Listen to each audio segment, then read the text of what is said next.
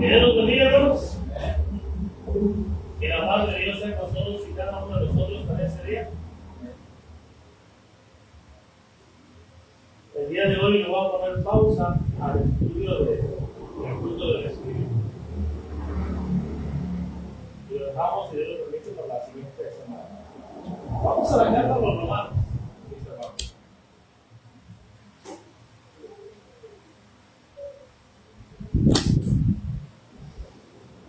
Esta carta es escrita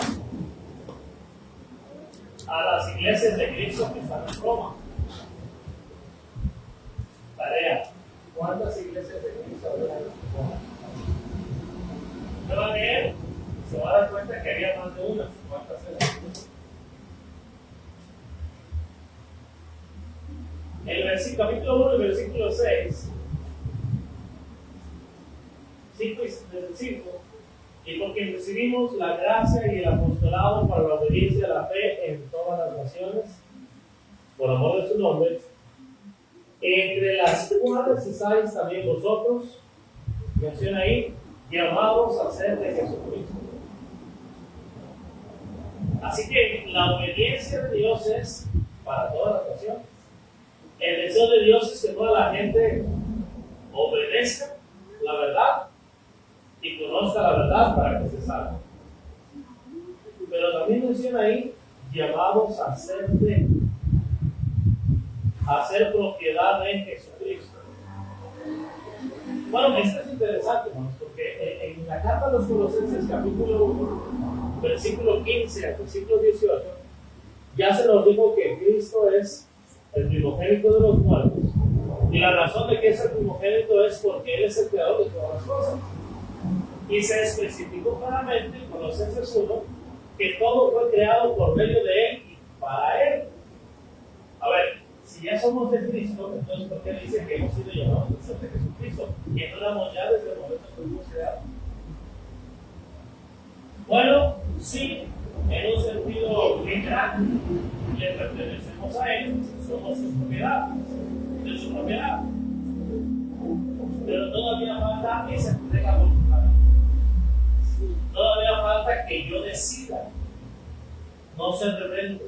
Como dijo Pablo, no fui rebelde a la misma.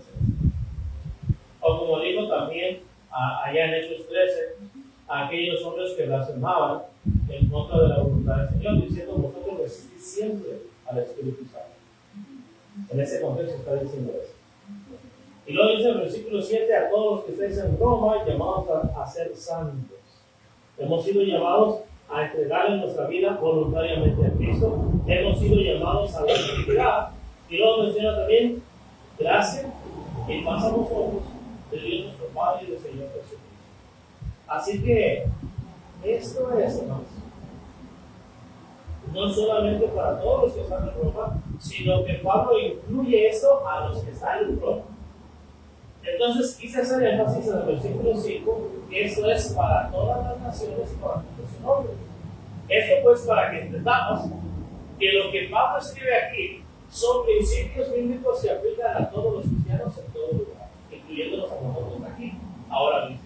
Vamos al capítulo 10.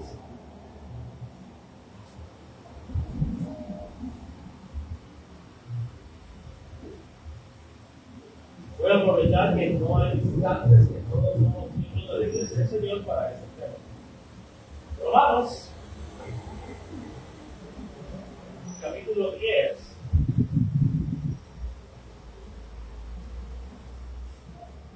Dice la palabra de Dios, versículos del 8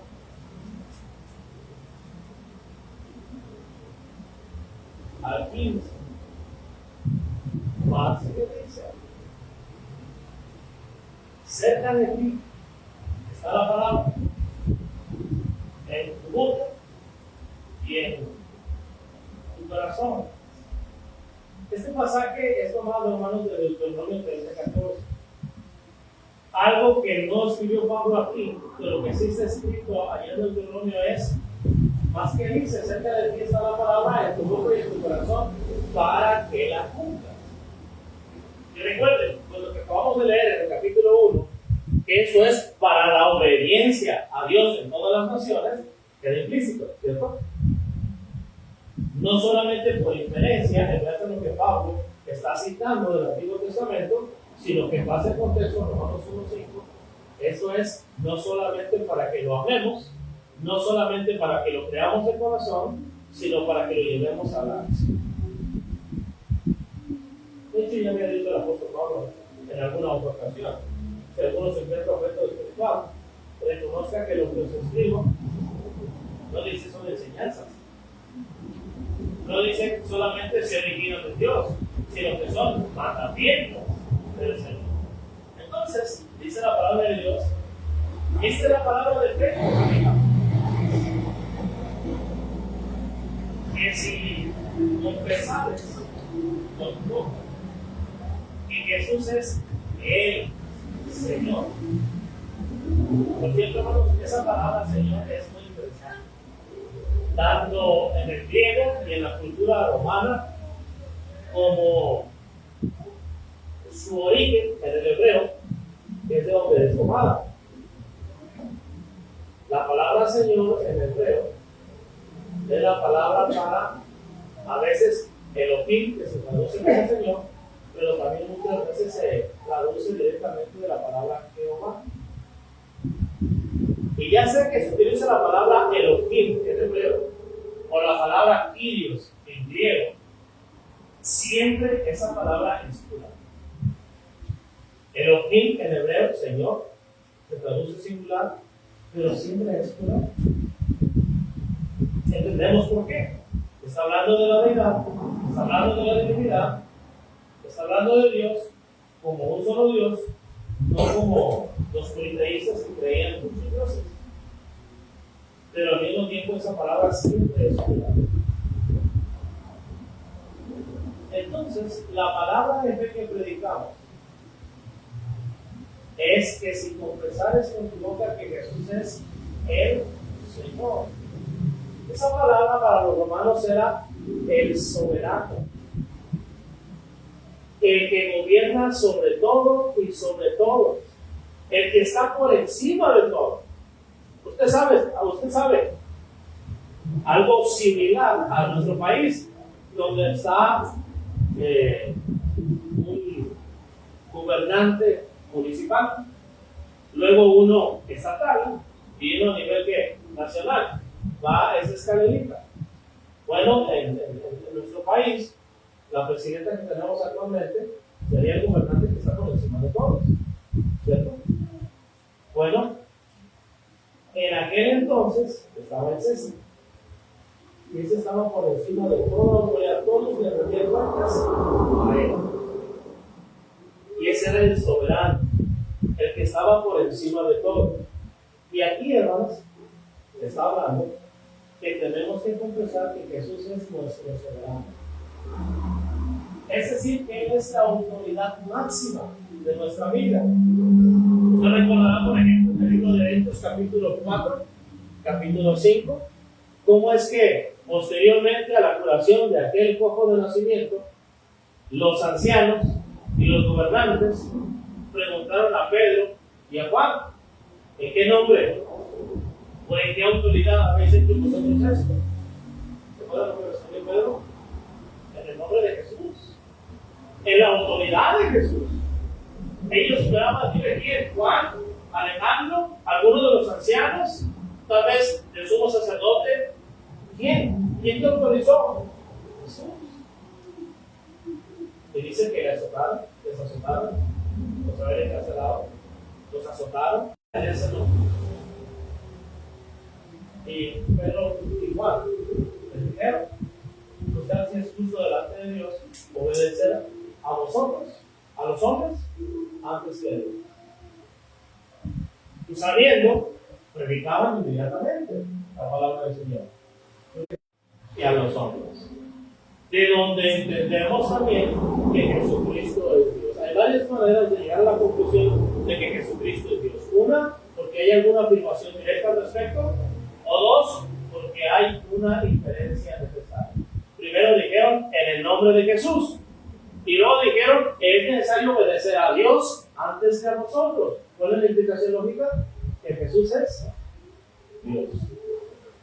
también la implicación es que Jesús está por encima de usted, por encima de cualquier gobierno, por encima de cualquier sistema, por encima de cualquier ley terrenal. Está Jesús. Él es el soberano, Él es el rey de reyes. Acompáñame a Filipenses 2:5. Haya pues en vosotros este sentir que hubo también en Cristo Jesús, el cual siendo en forma de Dios, no estimó el ser igual a Dios como cosa que aferrarse, sino que se despojó a sí mismo, tomando forma de siervo, hecho semejante a los hombres, y estando en la condición de hombre se humilló a sí mismo, haciéndose obediente hasta la muerte y muerte de cruz. Por lo cual Dios también le exaltó hasta lo sumo y le dio un nombre que es sobre todo nombre. Es decir, le dio una autoridad que es sobre cualquier autoridad, para que en el nombre de Jesús, o en la autoridad de Jesús, se doble toda rodilla, así los que están en los cielos, en la tierra y debajo de la tierra, y toda lengua confiese que Jesucristo es el Señor. Para que yo le diga Dios Padre. ¿Se fijan lo que acaba de decir, versículo 6? Él siendo en forma de Dios, Él existiendo como Dios, se hizo hombre, pero luego regresó, y otra vez tenemos que confesar que Él es Señor, es decir, que Él es Jehová, que Él es Dios, que Él es el Todopoderoso, que Él es el único y solo soberano, Rey de Reyes y Señor de Señores, y que Él tiene toda autoridad en mi vida. Llegado a esto, hermanos, Pablo dice en Gálatas 2:20, usted lo sabe de memoria, con Cristo estoy juntamente crucificado.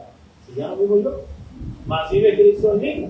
Y lo que ahora vivo en la carne, lo vivo en la fe del Hijo de Dios, el cual me amó y se entregó a sí mismo por mí. Ok. En nuestro corazón,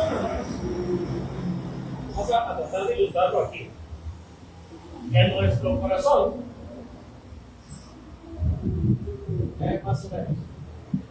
Bueno, mejor lo dibujo como lo hace sentimentalmente, porque ya se me olvidó cómo está. En nuestro corazón, a ver si me lo van a hacer. En nuestro corazón hay dos cosas. Hay un trono y hay una cruz. La pregunta es, ¿quién está en el trono y quién está en la cruz? Si yo estoy sentado en el trono y digo, esta es mi vida, yo me gobierno como yo quiera, entonces Jesús está como muerto. No tiene ninguna autoridad, ningún poder en mi vida. Aquí el que manda soy yo. Las que me gobiernan son mis emociones y mis impulsos. O si Jesucristo está aquí, entonces yo he muerto con Él. El que murió fui yo, ¿sí lo explico? En mi corazón solamente hay de dos. O Jesucristo está en el trono y yo estoy en la cruz, muerto al pecado, y reconozco que Él es mi Señor y mi Salvador y mi Dios, y que mi vida le pertenece y que le entrego a su servicio. O, de lo contrario, el que está en el trono soy yo y tengo a Jesús, hombre, allá clavado, allá muerto, sin ningún poder, sin ninguna influencia para mí. ¿Tiene sentido? Entonces aquí, hermanos y hermanos, dice, esta es la palabra de fe que predicamos, que si confesares con tu boca que Jesús es el Señor y creyeres en tu corazón que Dios te levantó de los muertos, serás salvo. ¿Pero qué significa eso? De creer en el corazón que el Señor Jesús murió, pero también resucitó de entre los muertos. Ya vimos que confesarle como Señor es confesarle como Rey, como gobernante supremo, como autoridad absoluta en mí. Pero ¿qué significa eso de creer en el corazón que Dios le levantó de los muertos? Si salieras de la carta a los romanos, vamos al capítulo 6. Versículos 1 y 2, primeramente. ¿Qué pues diremos? ¿Perseveraremos en el pecado para que la gracia abunde? En ninguna manera, porque los que ya hemos muerto, fácil, de la Reina Valera no dice ya, pero está implícito. Los que ya hemos muerto al pecado, ¿cómo viviremos aún en él? Ahora,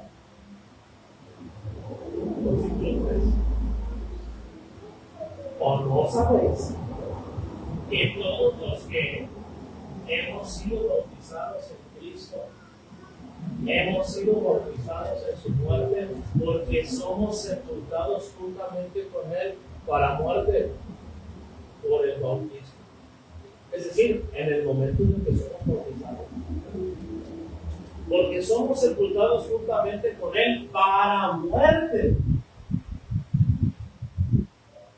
por el bautismo. Con la meta de, con la intención de, con nuestro objetivo, con este propósito y para este fin, de que así como Cristo resucitó de los muertos por la gloria del Padre, así también nosotros sabemos que dice ahí, hermanos,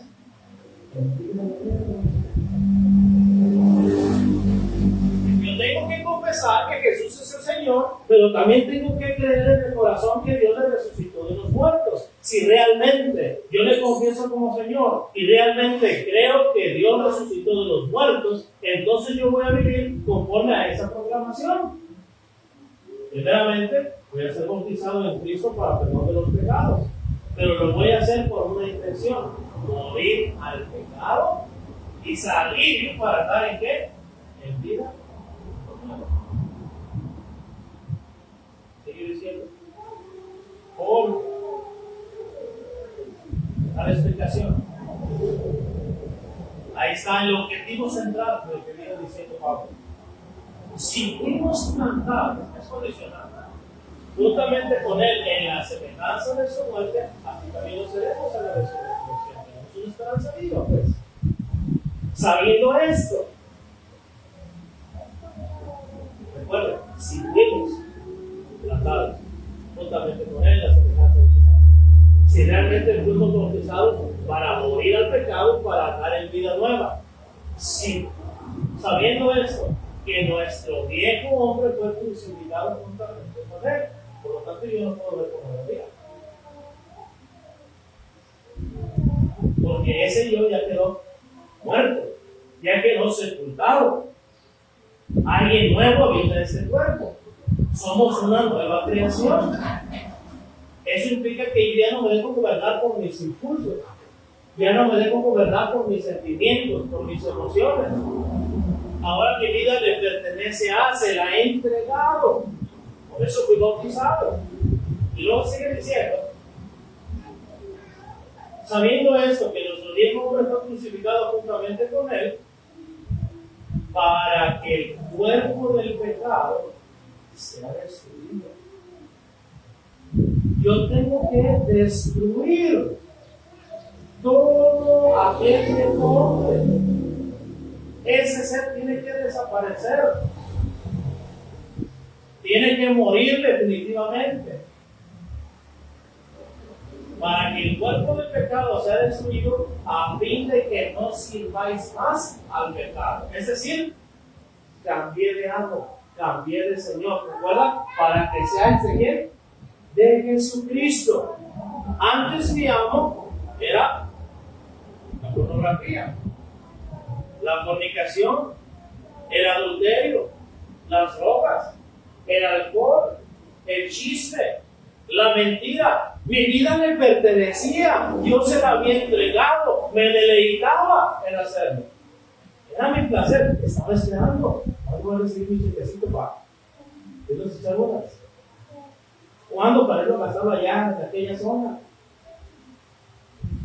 ¿Cuándo? Con esa ansiedad, con esa desesperación. Ese era mi amo, gobernaba mi vida, gobernaba mis pasiones. Pero ahora que creo que Jesucristo murió por mis pecados, que fue clavado en la cruz y que resucitó de los muertos, ahora que le he confesado como mi Señor y mi Salvador personal, entonces yo he sido bautizado y ese viejo hombre desapareció, ya no existe más, quedó clavado en la cruz.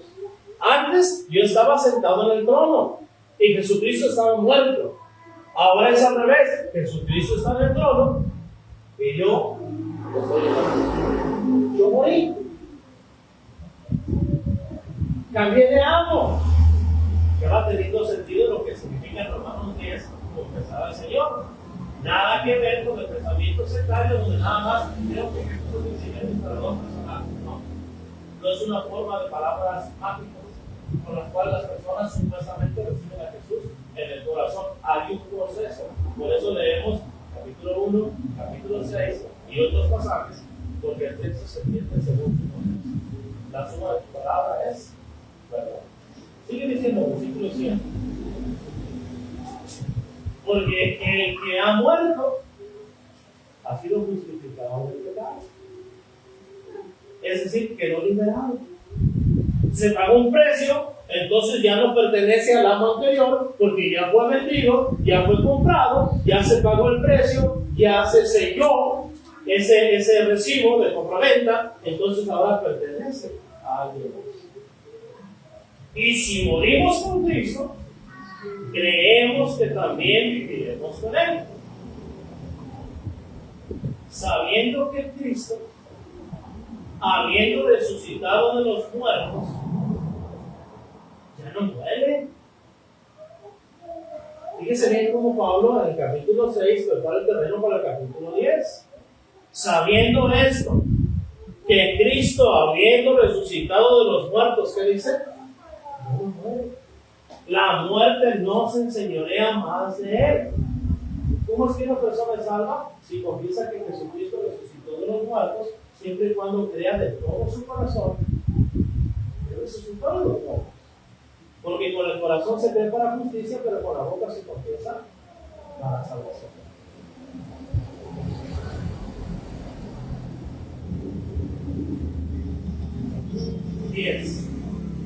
Porque en cuanto murió, al pecado murió una vez por todas. Más en cuanto vive, ¿cuántas veces murió el Señor, hermano?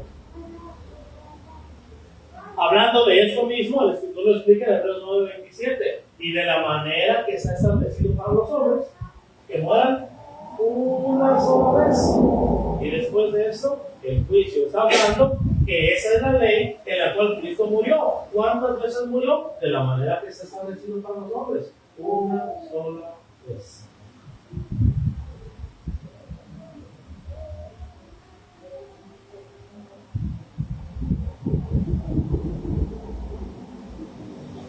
Porque cuando murió, al pecado murió una vez por todas, de una vez y definitivamente.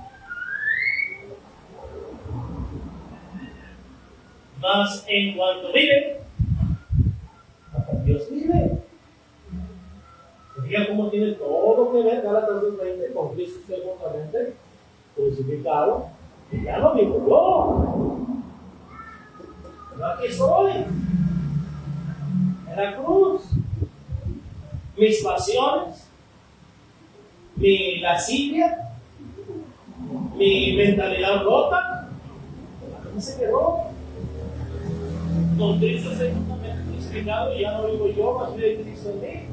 Y lo que ahora vivo en la carne, lo vivo en la fe del Hijo de Dios, el cual me muestra que va a seguir conmigo. Entonces dice aquí, así también vosotros, considerados muertos al pecado, pero vivos para Dios en Cristo Jesús, Señor nuestro. No reine pues, en vista de esto, en vista de que Cristo resucitó para nunca más volver a morir. Así también de la misma manera yo tengo que considerarme que ya morí al pecado. Ándale, hermano, vamos a hacernos unas. No. Que no. Porque ese hombre que se iba a echar unas, ya no existe. ¿Tampoco no se te antoja con el calorcito que está haciendo? Que no. No. Escrito está, no ser vencido de lo malo, sino vence con el bien el mal. Romanos capítulo 12. Escrito también está en Jeremías, ¿se acuerdan? Que ellos se conviertan a ti, eso está bien, eso es correcto, pero tú no te conviertas a ellos. ¿Puedes ganarlos para Cristo? Sí, pero tú no puedes regresar otra vez al mundo. Si entiendes que Jesucristo resucitó de los muertos, entiendes que resucitó y nunca más volvió a morir. No fue como en el caso de Lázaro, que resucitó y volvió a morir. No fue como en el caso de aquellos que salieron de los sepulcros cuando el Señor Jesucristo murió en la cruz, que resucitaron y volvieron a morir. No fue como en el caso de aquellos a quienes resucitó Eliseo o Elías. No fue como aquella niña a la cual Jesús le dijo, Talita cumi, niña, que te digo, levántate. O aquel joven que tocando su féretro le dijo, joven, levántate. O como Dorcas o Tabita, a quien Pedro le dijo, Tabita, levántate. Que resucitaron y volvieron a morir. Entendemos que Jesús resucitó para nunca más volver a morir, lo que significa que nosotros morimos al pecado, resucitamos para andar en vida nueva y nunca más volver atrás. Nunca más volver al pecado. A eso es a lo que se refiere cuando dice que si confesares con tu boca, esa es la palabra de fe que predicamos, que si confesares con tu boca que Jesús es el Señor y creyeres en tu corazón que Dios le levantó de los muertos, serás salvo, porque con el corazón se cree para justicia, pero con la boca que no se confiesa para salvación. Y luego, empezando aquí, ¿verdad? Dice el versículo 12, no reine pues. Esa es la conclusión lógica. No reine pues, es evidente. No reine pues el pecado en vuestro cuerpo mortal, de modo que lo obedezcáis en sus concupiscencias. Nunca vamos a dejar de sentir esa concupiscencia. Pero no debe reinar nuestra vida. Tenemos que despiertar. No puedo ya seguir haciendo eso. Sí, estoy pensando, perdóname, Señor. No, que no puedo quedarme otra vez. No puedo seguir haciendo lo mismo. No reine pues el pecado en vuestro cuerpo mortal, de modo que lo obedezcáis en sus concupiscencias.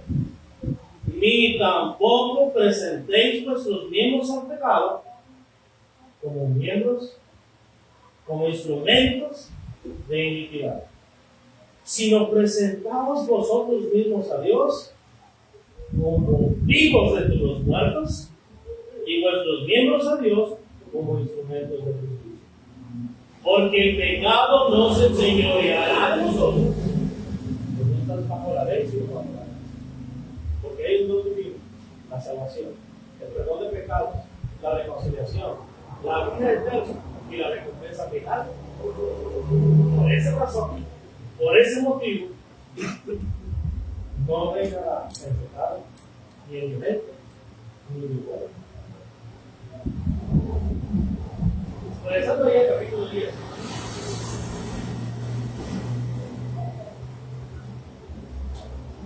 Más que dice, cerca de ti está la palabra, en tu boca y en tu corazón. Esta es la palabra de fe que predicamos. Que si confesares con tu boca que Jesús es el Señor y creyeres en tu corazón que Dios le levantó de los muertos, serás salvo. Porque con el corazón se cree para justicia, pero con la boca se confiesa para salvación. Pues la Escritura dice: todo aquel que invocar el nombre del Señor será salvo. Ya vemos en el contexto lo que significa invocar. Implica el bautismo para perdón de pecado. Vamos a verlo de forma muy breve. Fíjese la tesis inicial de Pedro en el primer sermón. Hechos capítulo 2. Comienza el apóstol inspirado por Dios a explicar lo sucedido. Esto lo dijo por el profeta Joel, versículo 16. Con la madre del Espíritu, su libertad. Y la tesis comienza así, versículo 21. Y todo aquel que invocar el nombre del Señor será salvo. Entonces comienza a hablar identificando a Jesús como el Cristo, como el Hijo de Dios, que murió en la cruz, que fue sepultado, que resucitó al tercer día, regresó a la diestra de Dios y envió el Espíritu Santo. Y por eso pueden ver y pueden oír lo que nosotros estamos haciendo en este día. Como ellos lo creen, pregunta, versículo 37, varones hermanos, ¿qué haremos? ¿Qué había dicho Joel que tenía que hacer cuando eso pasara, hermanos? Invocar el nombre del Señor para ser salvo. Entonces preguntaron, ¿qué haremos? La implicación es ¿qué haremos para invocar el nombre del Señor? ¿Qué haremos para cumplir con la profecía? Con lo ya escrito. Bueno, pues de hecho, arrepentidos y qué.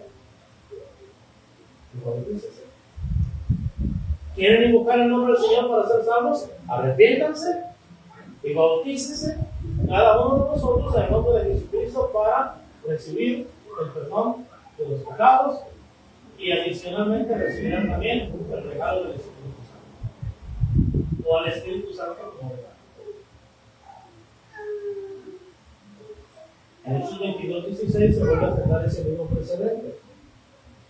Ahora pues,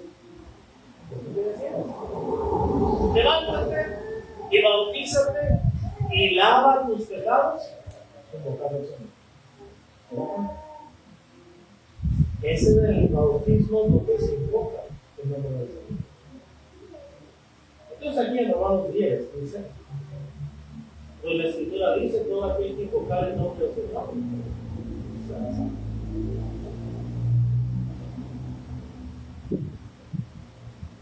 Entonces, porque no hay diferencia entre judío y griego, pues el mismo que es Señor de todos, el mismo para con todos los que lo invocan.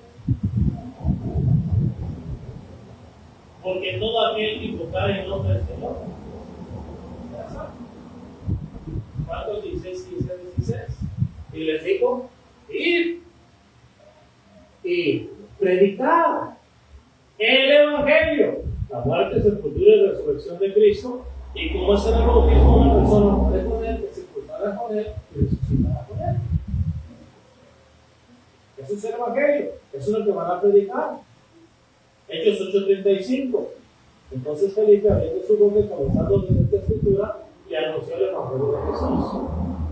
Cuando llegaron a donde había agua, el grupo dijo que hay agua que impide que yo sea bautizado. El Evangelio incluye el bautismo para la remisión de los pecados para salvación. Y les digo, ir predicando el Evangelio a toda criatura, el que creyere y fuere bautizado, será salvo. Todo aquel que invocar el nombre del Señor, será salvo. En el bautismo se invoca el nombre del Señor. Entonces ya se dio cuenta que este pasaje ha sido muy manoseado, muy mal interpretado y muy conocido por los falsos maestros. Porque no hay diferencia entre judío y griego. Ahora digo, pues el mismo que es Señor de todos, el mismo para todos los que invocan. 13. Porque todo aquel que invocar el nombre del Señor será salvo. ¿Cómo pues? Invocará. O sea, ¿cómo se logrará lo que aconteció en Hechos 2? En Hechos 8, que ya citamos, y en Hechos 16, que ya citamos, de que las personas invoquen el nombre del Señor siendo bautizadas. ¿Cómo pues invocará para la salvación? A aquel en el cual no han creído. ¿Y cómo creerán en aquel de que no han oído? ¿Y cómo oirán sin haber que dice no? Es triste, hermanos, y es la verdad. Pero mucha gente no va a ser salva en el día del Señor porque no invocó el nombre del Señor, porque no apeló a la justicia de Dios, porque no obedeció el Evangelio. Y no obedeció porque no creyeron. Y no creyeron porque no hubo quien más. Este año, hermanos, que ahora comienza,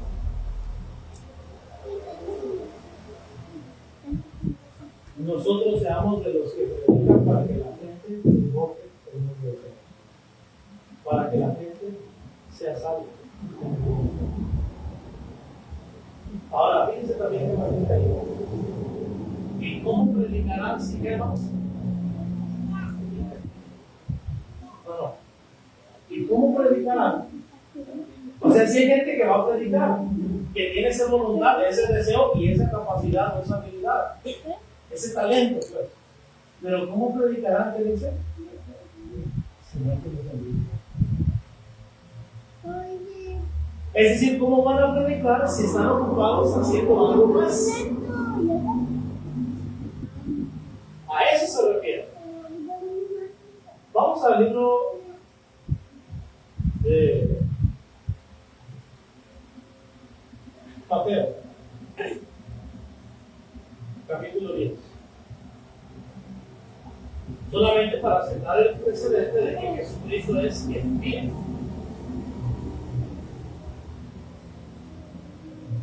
Mateo capítulo 10.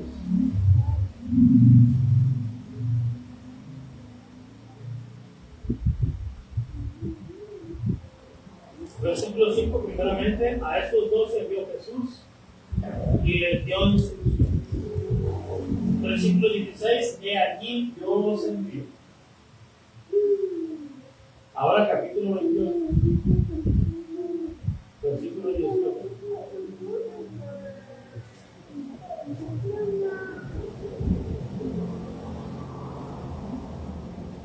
Y Jesús se acercó y les habló diciendo: toda potestad me es dada en el cielo y en la tierra. Por tanto, porque yo soy el soberano, porque yo tengo autoridad, porque yo soy tu Señor.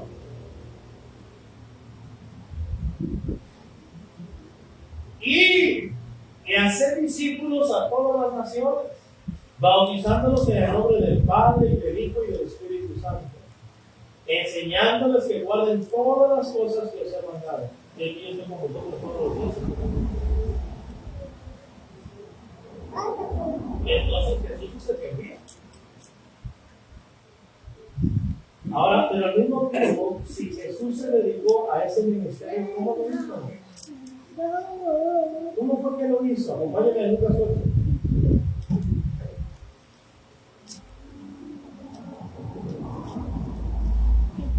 Versículos del 1 al 3.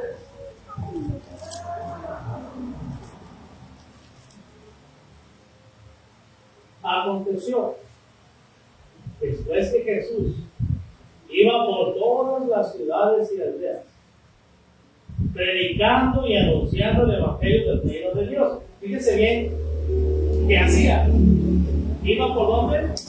Por todas las ciudades y aldeas. Así que no solamente predicaba aquí, cerquita. ¿Iba por dónde? Por todas partes. Pero ¿cómo es que él va a hacer eso? Dice, y los 12 con él. No iba solo. 12 iban con él. 1. Versículo 2.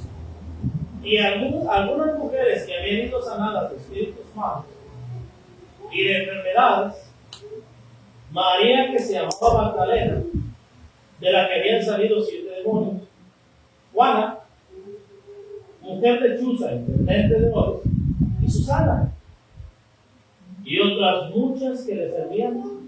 ¿Qué dice más? Jesús iba. Sí, Jesús iba. Sí, los 12 iban con él, y él envió a los 12, pero porque había quienes temas.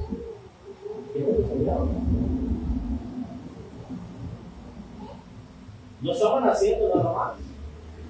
Fíjense en el libro de Mateo capítulo 19. Recuerde que entendemos por medio de afirmaciones directas o también por medio de la implicación lógica por la inferencia necesaria. Acompáñenme a Mateo capítulo 19.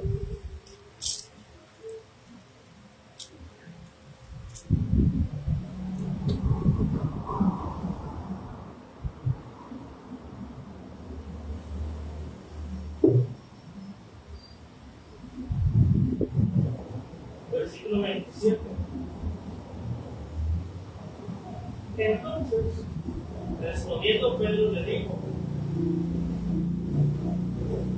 he aquí, nosotros lo hemos dejado todo.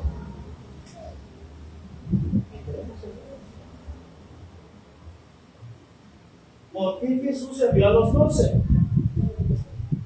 Porque los 12 no estaban haciendo nada más que yendo. Ellos fueron enviados por Jesús.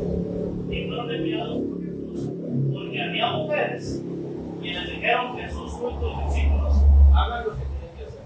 No se preocupen por la economía. No se preocupen de ello. Fíjense, por favor, en el libro de Mateo, capítulo 4. Versículo 20.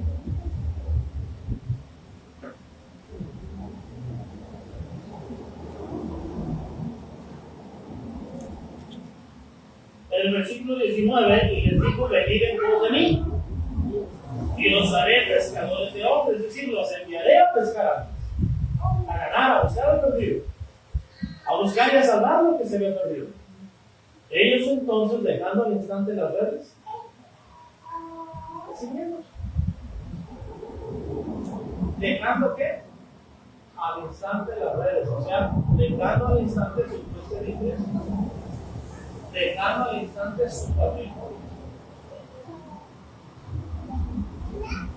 Pasando de ahí, vio a otros dos hermanos, Jacobo hijo de Zebedeo, con su hermano, en la barca con Zebedeo, su padre, que remendaban sus redes y los llamó. Y ellos, dejando al instante la barca y a su padre, dejaron no solamente su patrimonio, no solamente su oficio, su empresa, e incluso los lazos de la familia. Los hicieron a un lado. Porque Jesús, hermanos, los había llamado. La gente se va a salvar únicamente si cree. Y van a creer únicamente si oyen. Y van a oír únicamente si hay quienes prediquen. Pero va a haber quien predique solamente si hay quien cree.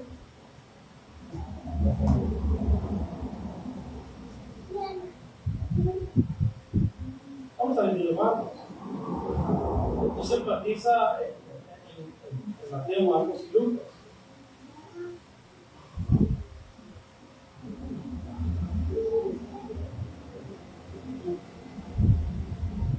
Versículo 17 al 20.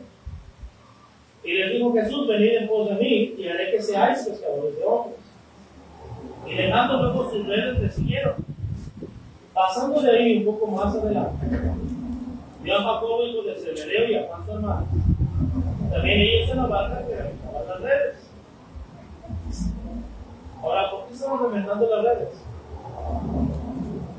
Estaban invirtiendo para poder económicamente tener sustento y sustento para su familia. Luego los llamó, y dejando a su padre Zebedeo en la barca con los jornaleros,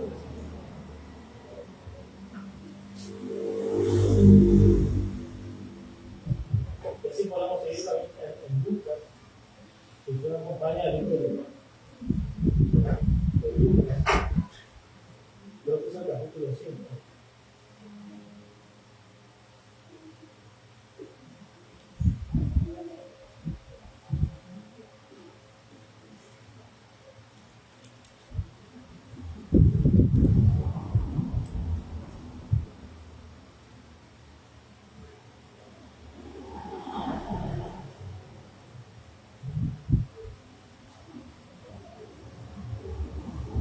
Versículo 11.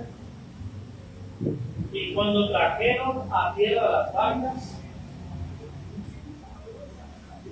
dejándolo todo,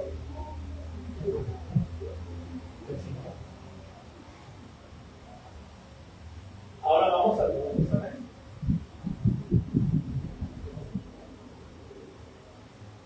Vamos a la casa de los filipenses.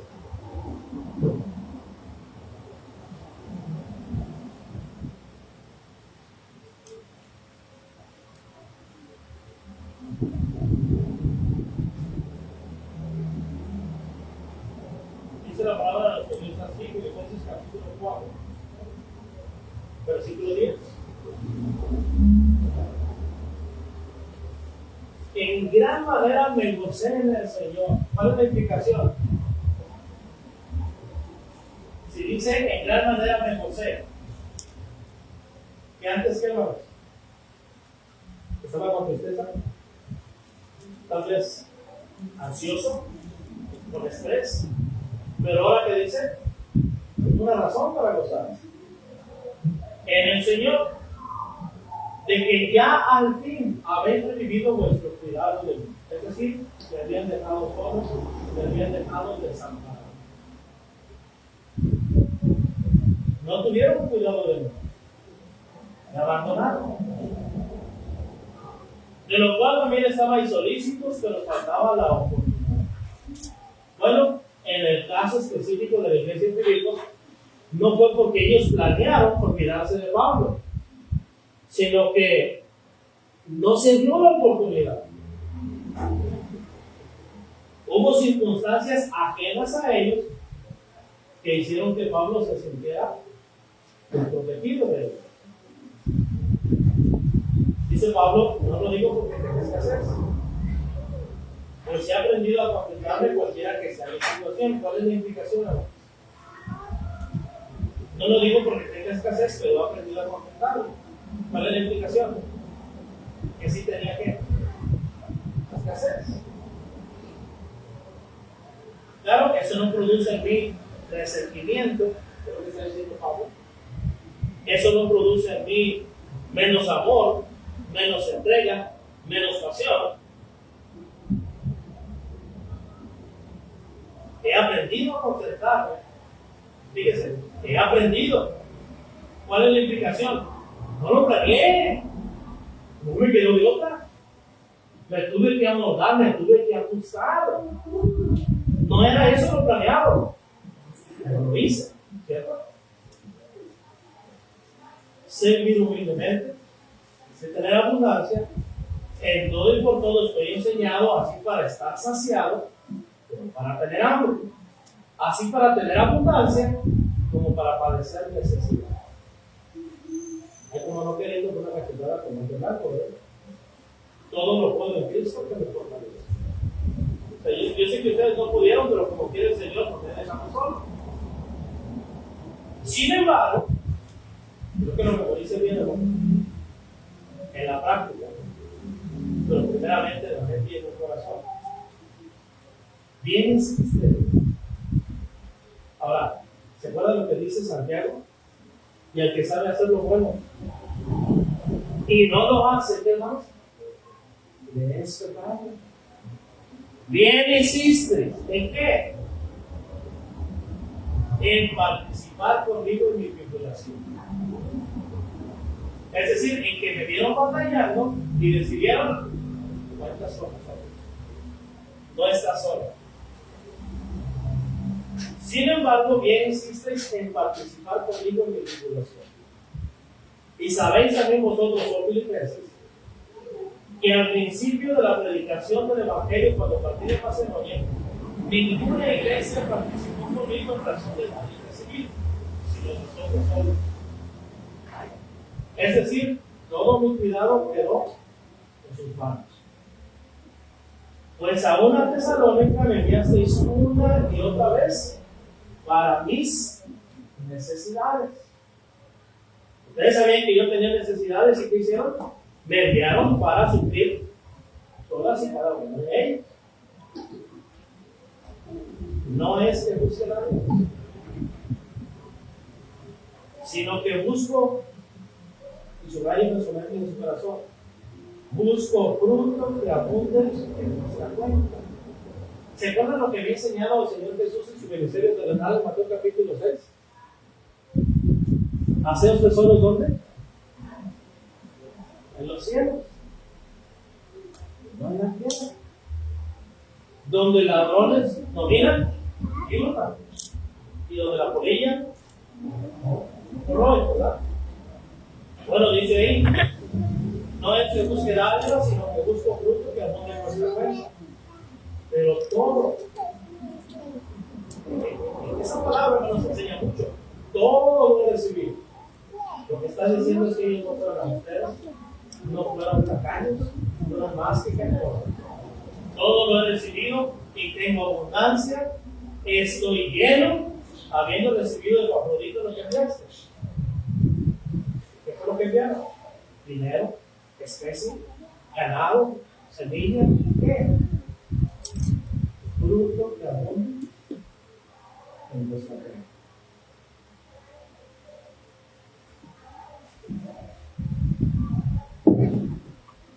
Olor fragante, sacrificio acepto, agradable a Dios.